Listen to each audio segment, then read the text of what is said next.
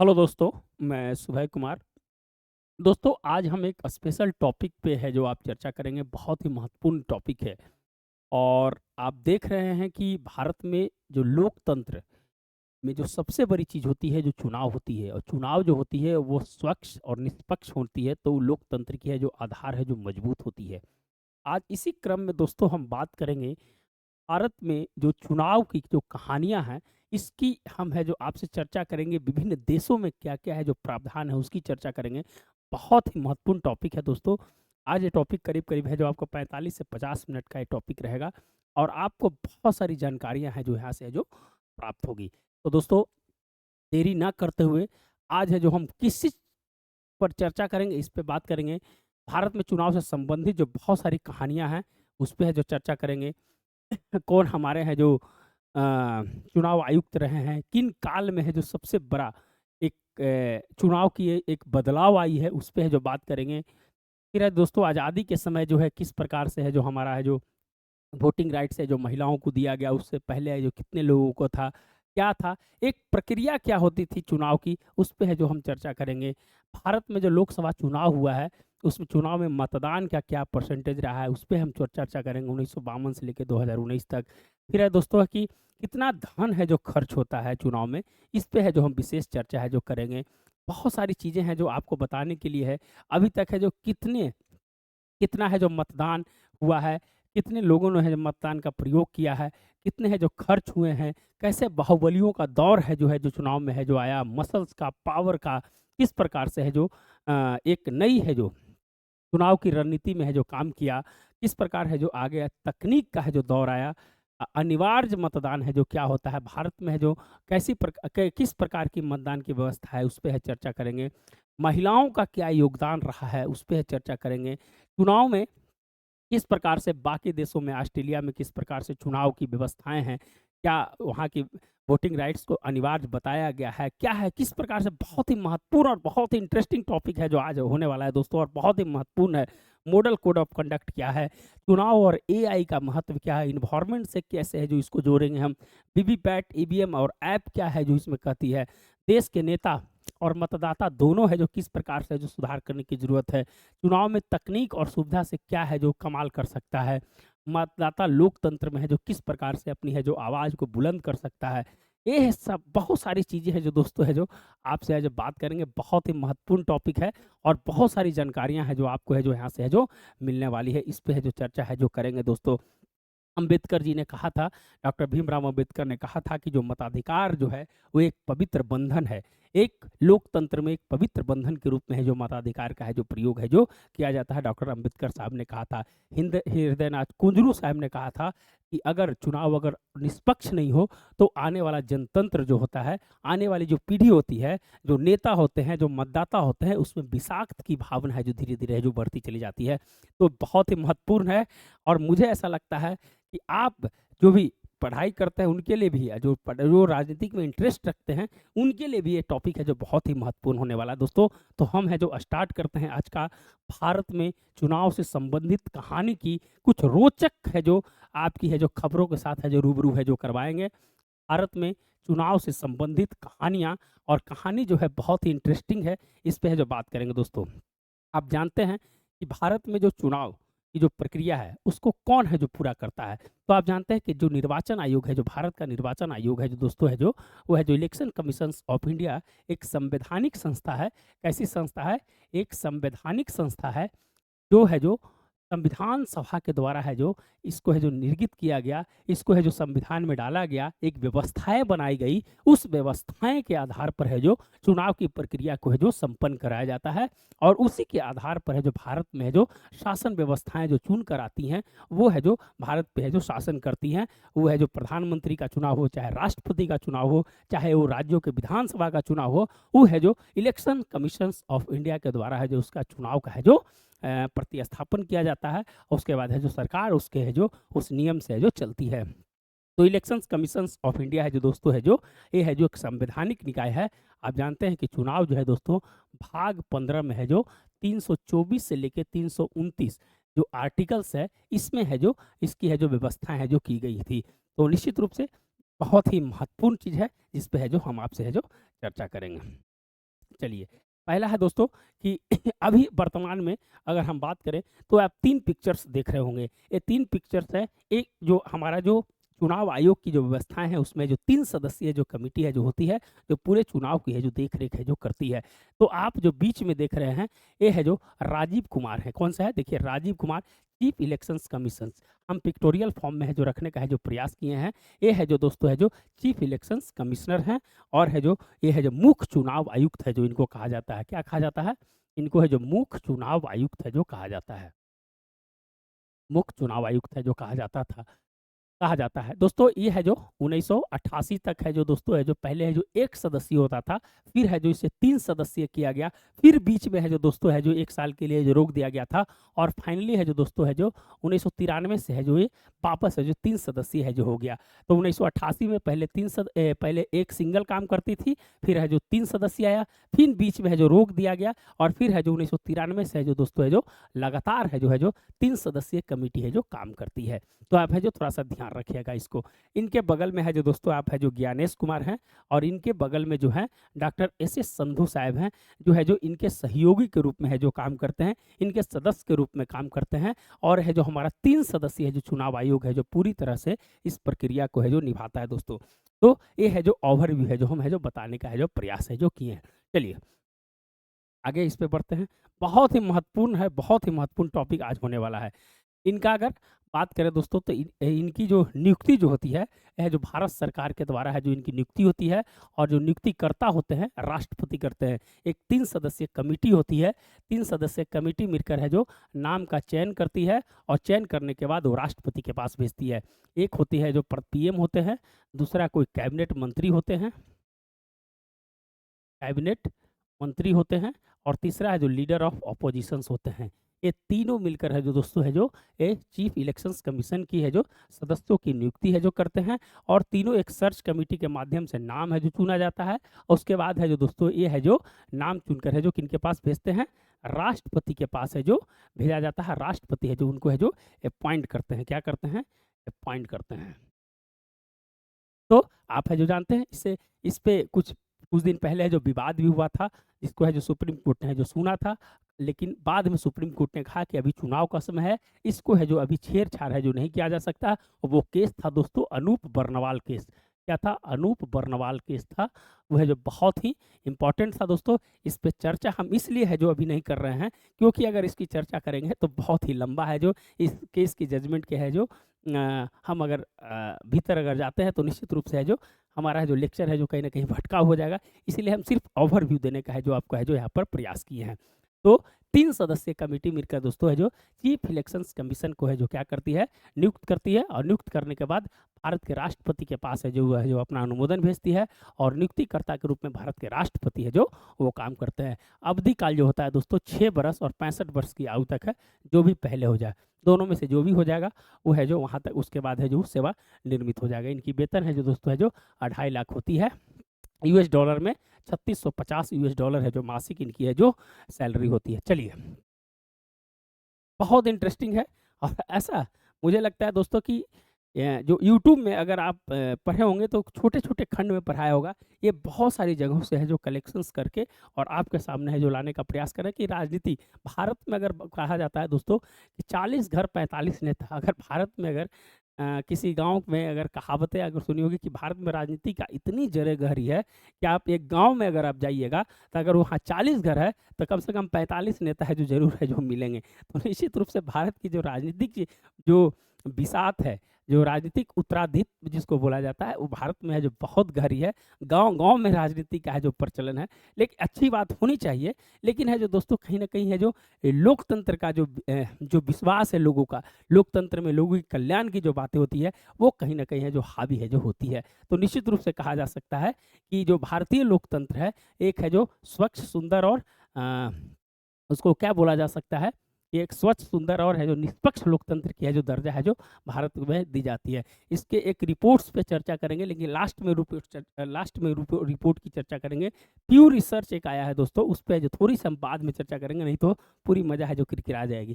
चलिए, कुछ ऐसे नाम हैं दोस्तों जिनकी चर्चा हम करना चाहेंगे।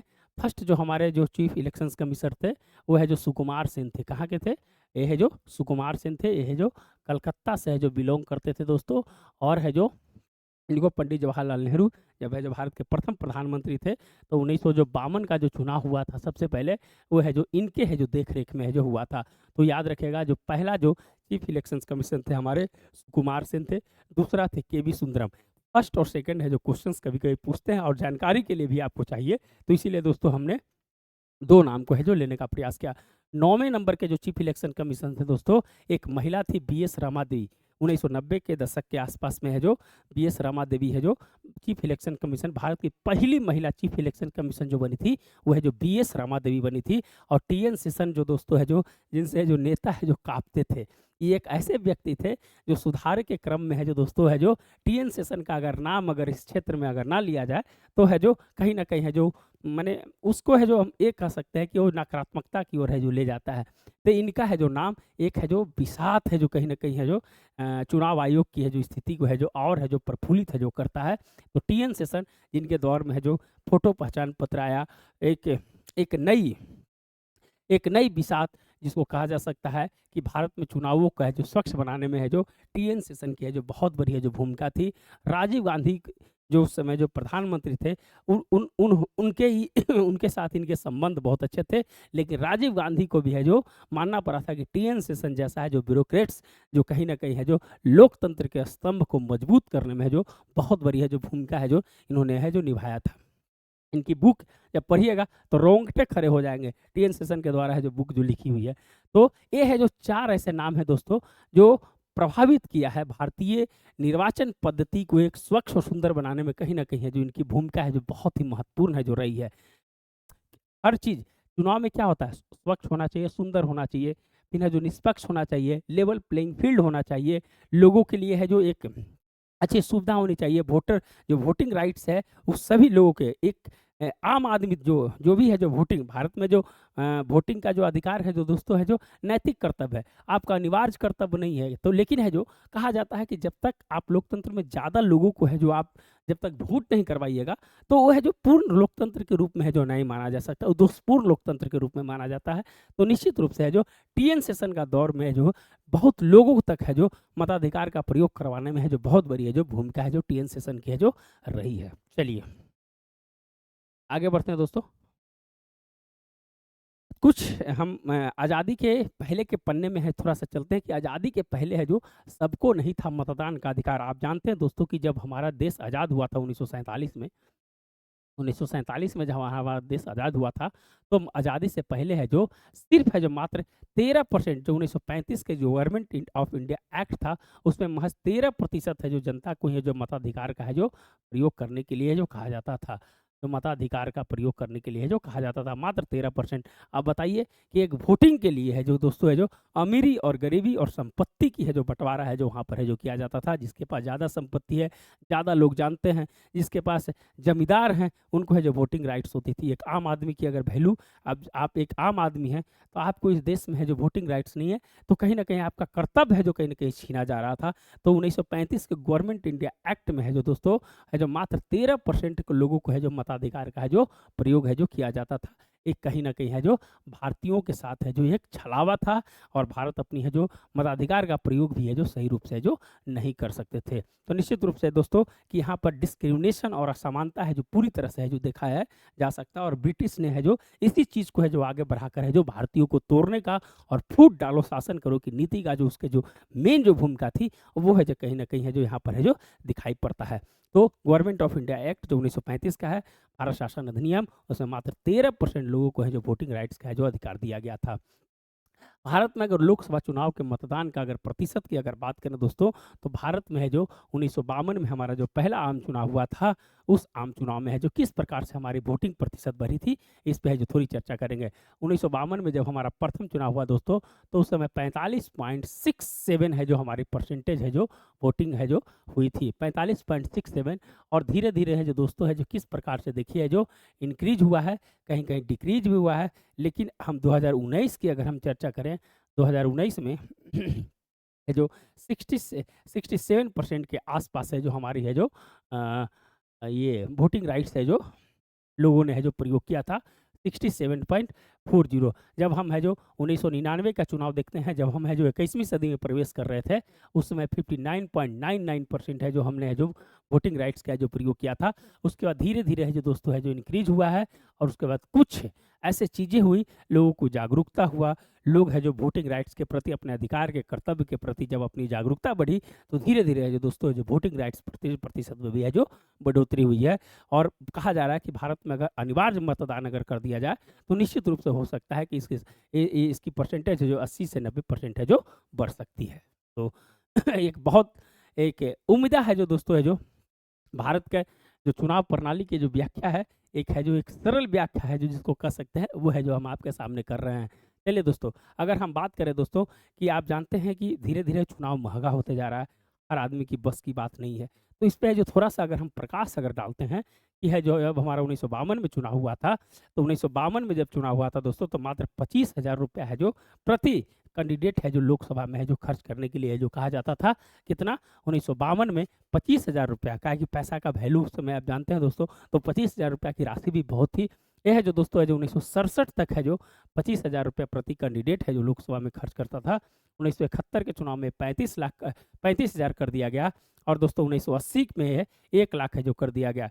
यह है जो दोस्तों फिर 1996 में 4.5 लाख रुपया प्रति कैंडिडेट है जो खर्च करने की बात की गई।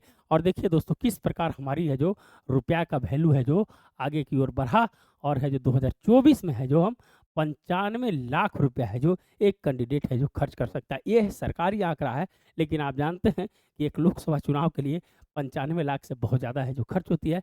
लेकिन एक आंकड़ा के अनुसार है जो देखेंगे तो 2024 में जो है जो अभी जो आंकड़ा है, वो है जो 95 लाख रुपया है जो प्रति कैंडिडेट है जो खर्च है जो कर सकता है। ये है जो 95 की जगह 75 लाख छोटे राज्यों के लिए, जहाँ छोटे लोकसभा क्षेत्र है वहाँ पर है जो 75 लाख, और बड़े के लिए है जो दोस्तों है जो 95 लाख रुपया है जो खर्च है जो किया जाता है।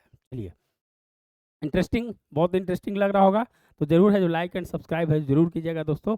ये बहुत ही अलग-अलग जगह से डेटा है जो आपके सामने है जो लाने का है जो प्रयास किए हैं। चलिए, अगर हम थोड़ी-सी और बात करें दोस्तों कि 1992 में हमारा जो है मतदानों की संख्या है जो कितनी थी, और चुनाव पे खर्च सरकार की ओर से कितना, सरकारी आंकड़ा पर हम बात करेंगे। और निश्चित रूप से है जो यही आंकड़ा है जो आपका है जो एग्जाम में है जो कहीं भी लिख सकते हैं या जानकारी रख सकते हैं। तो दोस्तों आप जानते हैं कि जो मतदाता की जो संख्या थी हमारा कितना था, 17.32 करोड़ जो थी हमारा है जो 1952 में था। और है जो खर्च जो किया गया था दोस्तों है जो चुनाव में है जो 10.5 ये है जो दोस्तों है जो चुनाव आयोग का है जो स्रोत के है जो आंकड़े है जो इसमें है जो दिए गए हैं, तो ध्यान रखिएगा दोस्तों। और धीरे-धीरे है जो दोस्तों है जो मतदान की संख्या है जो हमारी है जो इंक्रीज होगी, और 2014 में हमारा है जो कितना 83.40 करोड़ है जो मतदाता हो गया, और खर्च है जो दोस्तों है जो 3870 करोड़ रुपया है जो खर्च किया गया। यह है जो 2014 का डेटा है, 3870 करोड़ रुपया है जो सरकारी आंकड़े के अनुसार है जो चुनाव में खर्च किया गया। और जो वोटिंग जो दोस्तों है जो मतदाता थे, वो है जो कितना थे, वो है जो 83.40 करोड़ है जो मतदाता थे। यह है जो दोस्त देखिए किस प्रकार से है जो धीरे-धीरे है जो बढ़ते चला गया है खर्च, और मतदाता हमारी जनसंख्या बढ़ती चली गई, तो खर्च भी है जो दोस्तों उस प्रकार से है जो चुनाव में है जो धीरे-धीरे है जो बढ़ती चली गई। अगर हम कुछ आंकड़ों की अगर बात करें दोस्तों, तो 1999 का जो आंकड़ा लेते हैं, तो उसमें जो 947.7 करोड़ रुपया है जो खर्च किया गया था। और जो हमारी जो वोटिंग जो मताधिकार का जो प्रयोग किया गया था, 61.95 करोड़ है जो मतदाता का है जो प्रयोग किया गया था। तो हमने 1952 में बता दिया कि 25,000 रुपया है जो प्रति कैंडिडेट है जो खर्च किया जाता था, और 2019 में है जो कितना 95 लाख है जो हो गया। तो ये सब छोटे-छोटे चीज़ें हैं, लेकिन बहुत ही महत्वपूर्ण चीज़ें हैं दोस्तों। चलिए अब है जो थोड़ी-सी अनिवार्य मतदान क्या होता है उस पे हम चर्चा करेंगे। अनिवार्य मतदान है जो दोस्तों है जो वैसे मतदान होता है कि जहाँ पर है जो सरकार और नागरिकों के बीच में एक ऐसा संयोजन होता है कि आप अगर किसी देश में अगर आप चुनाव में अगर भाग ले रहे हैं, माने देश में अगर मान लीजिए कि आप भारत में, तो भारत में अगर आप चुनाव दिए, वोट दिए या ना दिए, इस पे है जो सरकार की कोई ऐसी है जो कोई ऐसी है जो उसकी कोलैबोरेशंस नहीं होती है। आपका मन है दीजिए, नहीं मन है नहीं दीजिए। लेकिन दोस्तों सरकार क्या करती है, भारत की सरकार भारत सरकार करती है कि है जो जागरूकता फैलाती है। लेकिन दूसरे देशों में है जो अनिवार्य मतदान की है जो व्यवस्था है। अनिवार्य मतदान के मतलब आपको है जो नैतिक अधिकार नहीं, आपका मौलिक अधिकार है कि आपको वोटिंग देना है। अगर नहीं दिए तो आपको है जो सार्वजनिक चीज़ों से है जो आपका हटा दिया जाएगा। आप जो जो सरकारी योजनाएँ हैं उससे जो लाभ नहीं मिलेगा, आपको है जो कुछ फ़ाइन लगेंगे, कुछ दंड का प्रावधान किया गया है, नहीं तो आपको है जो एफ़िडेविट देना पड़ेगा कि आप है जो किस प्रकार से मतदान में भाग नहीं लिए। तो वो है जो अनिवार्य मतदान है, इसलिए वहाँ की जो परसेंटेज है दोस्तों है जो वोटिंग परसेंटेज बहुत ज़्यादा होती है। तो हम अनिवार्य मतदान पे थोड़ी-सी है चर्चा करेंगे। 1892 में है दोस्तों है जो सबसे पहले अनिवार्य जो मतदान था बेल्जियम ने लागू किया था कि आपको 100% है जो आपको है जो वोटिंग्स देना है। तो बेल्जियम है सबसे पहला देश है जो अनिवार्य मतदान वाला देश है जो पहली बार बना था दोस्तों। और इसके बाद है जो जब अनिवार्य मतदान हुआ तो परसेंटेज है दोस्तों 90% 80% है जो वहाँ की है जो मताधिकार का प्रयोग की संख्या है जो बढ़ गई। भारत में अगर हम थोड़ी-सी अगर बात करें दोस्तों, जो अभी है जो 96.8 करोड़ है जो कुल मतदाता हैं, उसमें 49 करोड़ पुरुष हैं और 47 करोड़ महिला हैं और 48,000 है जो ट्रांसजेंडर है। ये सब डेटा है जो बहुत ही इम्पोर्टेंट है, ध्यान रखिएगा। और 82 लाख मतदाता ऐसे हैं दोस्तों, जो है जो 85 वर्ष से ज़्यादा उम्र के हैं, जो 82 लाख मतदाता है। 2.8 लाख मतदाता हैं जो 100 वर्ष से ऊपर के हैं, सोच लीजिए। हमारे के यहाँ 2.5 लाख से ऊपर ऐसे मतदाता हैं, जिनकी उम्र 100 वर्ष से ऊपर है। और 85 वर्ष से अधिक उम्र के बुजुर्ग घर के हैं, घर घर में जाकर है जो मतदान करने की है जो निर्वाचन आयोग है जो व्यवस्था की है। युवा मतदाता है जो दोस्तों 19.74 करोड़ हैं, जो 20 और 29 वर्ष की उम्र के हैं और 1.8 करोड़ पहली बार मतदान करने वाले मतदान होंगे, जैसे 18 वर्ष उनकी जैसी पूरा हो जाएगी, वो है जो 1.8 करोड़ है जो पहली बार है जो मतदान है जो करेंगे, पहली बार उनके वोटर लिस्ट में है जो नाम जुड़ा है।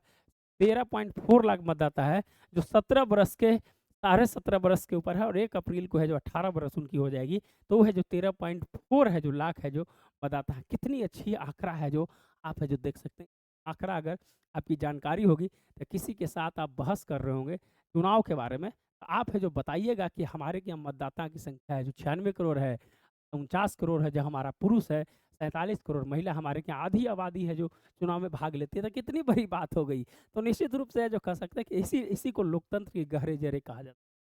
ट्रांसजेंडर 48,000 है जो वोटिंग करते हैं, मतदाता है, फिर है जो 2.8 लाख ऐसे मतदाता हैं जो 100 वर्ष के ऊपर हैं, तो बहुत बड़ी बात होती है जो इसमें जो कहा गया है। तो बहुत चीज़ ऐसे चीज़ें हैं दोस्तों, जो आपकी जानकारी है जो नहीं होती है और इसी जानकारी के लेकर है जो दोस्तों है जो हम आपके सामने कि चुनाव एक बहुत महत्वपूर्ण चीज़ है, जिसे है जो आपको रूबरू कराना बहुत ही महत्वपूर्ण है। तो अनिवार्य मतदान पे हमने चर्चा किया, इस पे थोड़ी-सी चर्चा और करेंगे। अनिवार्य मतदान जैसे ही लागू हुआ दोस्तों, ऑस्ट्रेलिया में 90% है जो मतदाताओं की मताधिकार की संख्या जो बढ़ गई। ब्रिटेन में दोस्तों 67.3% है जो 2019 में जो मतदान किया। जर्मनी में 76% और अमेरिका में 66.7% है जो मतदान है जो हुआ। और ऑस्ट्रेलिया में 1925 में अनिवार्य मतदान है जो लागू किया गया। चलिए। अनिवार्य मतदान क्या होता है? जो हमने बताया वही चीज़ को लिखा हुआ है कि दोस्तों इसमें क्या है कि भागीदारी को बढ़ाना है। जो जो स्वैच्छिक भागीदारी है उसको बढ़ाया जाता है, ताकि है जो वहाँ के मताधिकार का है जो प्रयोग है जो सभी लोग है जो करें और लोकतंत्र में है जो अपनी है जो अधिकार का है जो प्रयोग किया। वही चीज़ है दोस्तों है जो यहाँ पर है जो लिखा गया है। और भारत में भी दिव्यांगता और जो बताया कि जो बुजुर्ग लोग हैं उनके लिए है जो घर पर वोटिंग का है जो प्रावधान किया गया है। एक बहुत सारे ऐप भी है जो चुनाव आयोग के द्वारा चलाया गया है कि अगर आपको व्हील चेयर चाहिए तो व्हील चेयर की व्यवस्था हो जाएगी। तो निश्चित रूप से जो ये है जो कहीं ना कहीं सकारात्मक परिणाम है जो दिया जा सकता है कि और एक लोकतंत्र को समृद्ध बनाने में बहुत बड़ी है जो भूमिका है जो हो सकती है। तो दोस्तों है जो किस प्रकार से अनिवार्य मतदान से है जो मताधिकार का प्रयोग है जो बढ़ाया जा सकता है। 33 देशों में है जो अनिवार्य मतदान की जो व्यवस्था है जो की गई है दोस्तों। और भारत में 100% मतदान सुनिश्चित करने के लिए अनिवार्य मतदान का नियम लागू किया जाना। कहा गया है कि अगर भारत में अगर वोटिंग राइट्स अभी है जो 67% है, अगर इसको 80-90% करना है तो अनिवार्य मतदान को है जो लागू करना बहुत ही ज़रूरी है। तो आपको कैसा लेक्चर आया ज़रूर है जो कमेंट बॉक्स में है जो ज़रूर है जो दीजिएगा। चलिए आगे बढ़ते हैं दोस्तों। कुछ इंटरेस्टिंग चीज़ जो आप नहीं जानते हैं वो चीज़ आपको बताते हैं। लोकतांत्रिक प्रणाली के तहत जितने अधिकार नागरिक को मिलते हैं उनसे सबसे बड़ा अधिकार वोट देने का अधिकार होता है। अब इसमें कुछ देशों की ऐसी-ऐसी बातें हैं जो है जो आप सुनिएगा तो कहिएगा कि हाँ, निश्चित रूप से है जो वहाँ कितने लोग हैं जो इसके प्रति है जो जागरूक हैं। तो सिंगापुर में दोस्तों अगर मतदान नहीं कीजिएगा तो वहाँ के जो वोटिंग राइट्स है जो छीन ली जाएगी। कितनी बड़ी बात है दोस्तों, आप है जो भारत में दीजिए या मत दीजिए, लेकिन सिंगापुर में अगर आप मतदान नहीं कीजिएगा तो मतदान का अधिकार है जो आपको छीन लिया जाएगा। मतदान करने पर बहुत सारे देशों में है जो दोस्तों है जो सज़ा का भी प्रावधान है। जैसे Australia, Argentina, Belgium, Brazil, Chile, Cyprus, Congo, Ecuador, Fiji, Peru, Singapore, Switzerland, Turkey, Uruguay जैसे में 33 देश में जो अनिवार्य मतदान होता है, उसमें 19 देश ऐसे हैं कि आप वोटिंग नहीं कीजिएगा, तो वहाँ पर है जो सज़ा का है जो प्रावधान है जो किया गया है। तो कितनी बड़ी बात है, आप इस चीज़ को समझिए और समझिए कि क्या चीज़ होता है। ऑस्ट्रेलिया में ऑनलाइन मतदान की सुविधा है दोस्तों। ऑस्ट्रेलिया में जो है, आप है जो घर बैठे है जो आप है जो मतदान दे सकते हैं। 1925 में लागू किया गया था अनिवार्य मतदान और वहाँ पर कितना हो गया 90% तक है जो मताधिकार का है जो प्रयोग है जो किया जाता है। तो निश्चित रूप से ऑस्ट्रेलिया में है जो ऑनलाइन है जो किस प्रकार से जो हमारे यहाँ भी आधार कार्ड से जोड़ने की बात की गई थी। सुप्रीम कोर्ट ने इसे क्या कर दिया था, उसे जो रद्द कर दिया था। तो ऑनलाइन सुविधा है वहाँ पर। ऑस्ट्रेलिया, ब्राज़ील में मतदान नहीं करने पर है जो प्रमाण पत्र देना पड़ेगा। कितनी बड़ी बात है। ब्रिटेन में मतदान के समय उपस्थित रहने पर सबसे पहले जानकारी देनी पड़ती है, इसके बाद अन्य स्थान से मतदान भी किया जा सकता है। जैसे आप अवेलेबल नहीं है तो आप दूसरे जगह है, तो वहाँ पर है जो अन्य दूसरे माध्यम से भी है जो आप मतदान है जो कर सकते हैं ब्रिटेन में। दूसरी बात है कि जर्मनी में मतदान वाले दिन के मतदान करने के लिए वोटर कार्ड के साथ नगर निगम को आवेदन देना पड़ता है। आप जिस दिन जर्मनी में वोट पड़ता है तो आपको वहाँ नगर निगम को भी सूचित करना पड़ता है। न्यूजीलैंड में मतदान स्थल पर उपस्थित न होने पर चुनाव आयोग की टीम लोगों के घर तक जाती है। सोच लीजिए कितनी बड़ी बात है, न्यूजीलैंड में जो घर तक है जो जाती है। अर्जेंटीना में पुलिस के पास इस बात का प्रमाण पत्र जाना करता है कि मतदान के दिन आप कहाँ थे। आप अगर नहीं दे रहे हैं अर्जेंटीना में अगर चुनाव है अगर नहीं है तो आपको प्रमाण पत्र देना पड़ेगा पुलिस के पास। पेरू और यूनान में मतदान नहीं करने पर कुछ दिन के लिए सार्वजनिक सेवा से जो सरकारी जो सुविधा मिलती है उससे है जो वंचित भी कर दिया जाएगा। भारत समेत फिलीपींस, थाईलैंड, वेनेजुएला, लग्जमबर्ग ऐसे देश है जहाँ मतदान केवल नागरिक कर्तव्य है, किसी प्रकार की बाध्यता नहीं है जो मैंने बताया। लेकिन है जो लागू करने की बात है जो किया जा रहा है कि लागू है जो अनिवार्य मतदान है जो किया जाएगा। चलिए आगे है चुनाव और एआई किस प्रकार से है जो धीरे धीरे तकनीक है जो बदलाव होते जा रहा है दोस्तों। एआई का प्रयोग आप जानते हैं कि 2014 के चुनाव में फेसबुक ने बहुत बढ़िया जो भूमिका निभाई थी और उसके बाद अभी है जो आर्टिफिशियल इंटेलिजेंस का युग में है जो चुनाव है जो उससे है जो जुड़ते जा रहा है। तो एआई का प्रयोग बहुत ही महत्वपूर्ण होने वाला है। अब जैसे प्रधानमंत्री जी हैं, तमिल उनको नहीं आती है, साउथ में गए तो वो है जो एक ट्रांसलेटर को रखते हैं। अब है जो एआई का प्रयोग करके उनकी भाषा का प्रयोग करके वहाँ पर चुनाव प्रचार कर सकते हैं। तो एक सकारात्मक चीज़ है लेकिन इसके नकारात्मक प्रयोग भी हो सकते हैं। तो चुनाव और एआई का फायदा है जो हमने है जो बहुत चर्चा किया है, थोड़ी सी चर्चा है जो यहाँ पर कर देते हैं। मॉडल कोड ऑफ कंडक्ट दोस्तों आप जानते हैं कि 1960 के दशक से जो मॉडल कोड ऑफ कंडक्ट आया था, चुनाव में नियम किस प्रकार चलेंगे स्वच्छ बनाने के लिए, तो है जो 1960 के दशक में है जो दोस्तों है जो मॉडल कोड ऑफ कंडक्ट है जो लाया गया था कि किस प्रकार से है जो लोगों को है जो चुनाव में है जो राजनीतिक दल और चुनाव में दोनों को है जो भागीदारी होनी चाहिए स्वच्छ और सुंदर बनाने के लिए। वीवीपैट ईवीएम का प्रयोग आप जानते हैं दोस्तों 1982 से वीवीपैट 1982 से जो ईवीएम का प्रयोग हुआ। 2004 में है जो पूरे लोकसभा का चुनाव है जो ईवीएम से कराया गया। वीवीपैट 2013 में है जो लाया गया था। इसको लाने का था कि चुनाव में विश्वसनीयता को बढ़ाने के लिए जो वीवीपैट लाया गया था। पीबी इदिरेशन कमेटी थी, उस कमेटी की सिफारिश पर है जो पीबी इंदिरेशन कमेटी की सिफारिश पर वीवीपैट को लाया गया था। इन्वायरमेंट किस प्रकार से है जो दोस्तों है जो चुनाव को प्रभावित कर रहा है। इतने नॉमिनेशंस होते हैं, इतने बैनर होते हैं, फ्लैक्स लगते हैं, उससे है जो वायु प्रदूषण होता है। तो बहुत सारी चीज़ें हैं जो इन्वायरमेंट कहीं ना कहीं है जो चुनाव भी प्रभावित करता है। आप उसको भी जोड़ कर है जो लिखने का प्रयास कीजिएगा। देश के नेता और मतदाता दोनों करें सुधार। देखिए दोस्तों, नेता और मतदाता को है जो दोनों को सुधार करने की जरूरत है। लोकतंत्र का भाग विधाता और देश का निर्माता है जो दोस्तों है जो नेता होता है और अभिनेता होता है। इसलिए दोनों की है जो भूमिका है जो बहुत ही है जो महत्वपूर्ण होनी चाहिए। इसीलिए कहा जा सकता है कि भारत की चुनाव जो है कहीं ना कहीं है जो स्वच्छ प्रणाली की ओर है जो चलती है, ना कि है जो विषाक्त प्रणाली की ओर। इसलिए भारत को बहुत सारे देशों में है जो उदाहरण दिया जाता है कि यहाँ के जो लोकतंत्र है समृद्ध लोकतंत्र है और स्वच्छ लोकतंत्र है यहाँ पर। चलिए चुनाव में तकनीक और सुविधा से हो सकता है कमाल। जितनी आप सुविधा बढ़ाइएगा दोस्तों, बहुत सारी ऐप हैं, सी विजिल्स ऐप है जो है जो चुनाव आयोग के द्वारा लाया गया है। तो निश्चित रूप से तकनीक का प्रयोग भी है धीरे धीरे जो है जो चुनाव में है जो बढ़ते चला जा रहा है। चलिए अब है जो महिलाओं की अगर भागीदारी करें दोस्तों की जो महिलाएं थी, हमारा जब 1952 में चुनाव हुआ था तो 22 महिलाएं हैं जो आई थी। कितने महिलाएं? 1952 के जब चुनाव हुए थे दोस्तों, 1952 के जब चुनाव हुए थे तो 22 महिलाएं हैं जो दोस्तों है आई थी। और 2019 के चुनाव में कितने महिलाएं थे? 78 महिलाओं हैं जो चुनकर आई थी। तो धीरे धीरे महिलाओं का प्रतिशत बढ़ रहा है, लेकिन जिस आधार से बढ़ना चाहिए दोस्तों है जो, उस आधार से जो महिलाओं का प्रतिशत है जो नहीं बढ़ा है। तो वही कहा सकता है कि आधी आबादी है जो किस प्रकार से है जो बढ़कर है जो हमारी है जो लोकतंत्र को है जो मजबूत बनाती है, उसी के बारे में है जो इसको है जो दिया गया है दोस्तों। तो मेरा पहला वोट देश के लिए है जो अभियान है जो भारत सरकार के द्वारा भी चलाया गया है, और महिलाएं भी कहती है कि अब हम 18 की हो गई हैं, तो हमें जो वोटिंग राइट्स का है जो उपयोग है जो मिल गया है। तो ये सब चीज़ें हैं जो कहीं ना कहीं है जो इंकरेज करती है चुनाव को बढ़ाने में। 61वें संविधान संशोधन एक लैंडमार्क था दोस्तों, इसमें जो 21 बरस से घटाकर है जो 18 वर्ष से जो वोटिंग राइट से जो किया गया था। और संविधान का अनुच्छेद 326 है जो ये जो सार्वभौमिक व्यक्ति मताधिकार का है जो एक है जो राइट्स है जो देता है, तो निश्चित रूप से है जो आधी आबादी हमारे लिए बहुत ही महत्वपूर्ण है। दूसरी बात है दोस्तों कि हम कह सकते हैं कि जो आने वाला चुनाव है, वो चुनाव किस प्रकार से है जो भारत में और है जो मजबूती से है जो इसको किया जाए। इसमें एक देश एक चुनाव की है जो बहुत बड़ी है जो भूमिका रहेगी आने वाला समय में, और किस प्रकार से इसे जो लागू किया जाएगा 2029 में। तो एक बहुत बड़ी है जो चुनौती है जो आने वाला समय में है जो एक देश एक चुनाव है जो होगा। तो निश्चित रूप से हम कह सकते हैं कि ये जो चुनाव है, चुनाव एक पर्व है दोस्तों, इसमें है जो आपकी भागीदारी है जो बहुत ही महत्वपूर्ण है। लेकिन लास्ट में जाते-जाते एक रिसर्च है, पीयू पीयू रिसर्च,